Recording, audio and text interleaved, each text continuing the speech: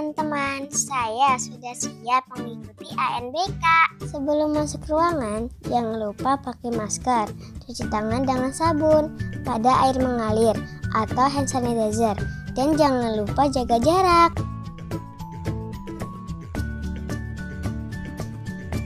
Teman-teman, mengenal perangkat yang digunakan dalam ANBK yuk. ANBK ini menggunakan komputer atau laptop.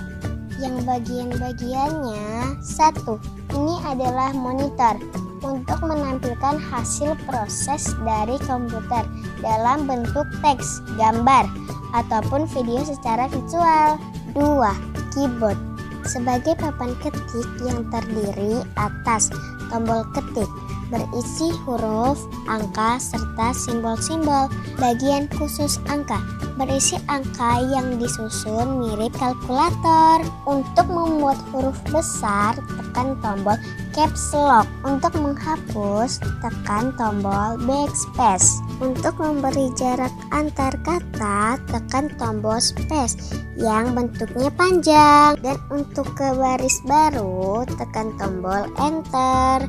3. Mouse untuk mengarahkan posisi kursor atau petunjuk tombol di monitor yang terdiri atas 2 tombol dan 1 roda. Klik tombol kiri untuk memilih, klik tombol kanan untuk memunculkan menu lainnya, dan roda untuk menaik turunkan halaman. Laptop fungsinya sama seperti komputer, hanya saja monitor dan keyboardnya tergabung. Ayo kita mulai mengikuti ANBK.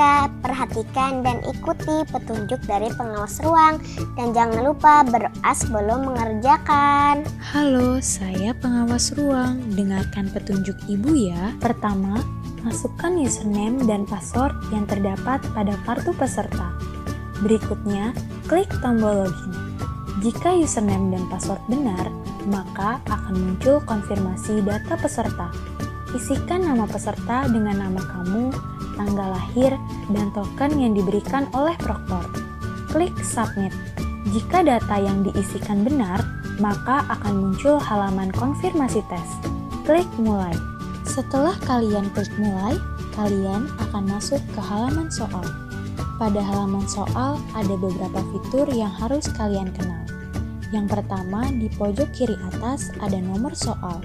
Di bawah nomor soal ada ukuran font soal. Kalian bisa memilih ukuran huruf yang paling nyaman untuk dibaca. Di sebelah kanan atas ada informasi soal, sisa waktu, dan daftar soal. Jika klik pada daftar soal, akan muncul nomor soal yang akan dikerjakan.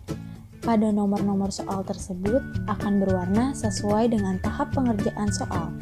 Biru untuk nomor soal yang sedang dikerjakan, hitam untuk yang sudah dikerjakan, dan kuning untuk soal yang masih ragu-ragu. Di bagian bawah ada 3 fitur, yaitu tombol soal sebelumnya berwarna merah untuk melihat soal sebelumnya. Kemudian ada tombol ragu-ragu berwarna kuning untuk dipilih jika masih ragu-ragu dengan jawaban.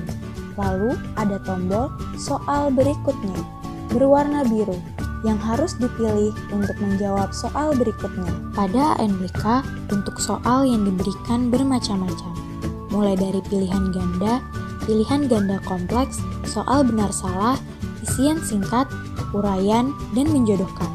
Setiap bentuk soal memiliki cara menjawab yang berbeda-beda. Jika muncul bentuk soal pilihan ganda, kalian bisa memilih satu jawaban yang menurut kalian benar dengan cara mengklik jawaban tersebut. Jika muncul soal pilihan ganda kompleks, kalian harus memilih semua jawaban yang benar dengan cara mengklik jawaban-jawaban yang tepat. Jika muncul soal benar salah, kalian bisa memilih jawaban benar atau salah sesuai pernyataannya. Jika muncul soal isian singkat, kalian dapat menjawab dengan mengetik jawaban pada tempat yang tersedia. Jika muncul soal uraian, kalian dapat menjawab dengan mengetik jawaban pada tempat yang tersedia. Jika muncul soal menjodohkan atau memasangkan, maka pasangkan pernyataan-pernyataan yang sesuai. Selain soal dalam ANBK, kalian juga akan mengisi angket survei karakter dan survei lingkungan belajar. Pahami dan baca pernyataan yang diberikan, lalu pilih jawaban sesuai yang dialami. Setelah kalian menyelesaikan semua soal dan angket dalam ANBK ini, akan muncul halaman konfirmasi. Pilih selesai tes jika semua soal sudah terjawab, atau kembali jika ada soal yang belum terjawab. Jika ada kendala saat mengikuti ANBK, jangan ragu bertanya pada pengawas ruang ya. Tetap jaga protokol kesehatan dan sampai jumpa.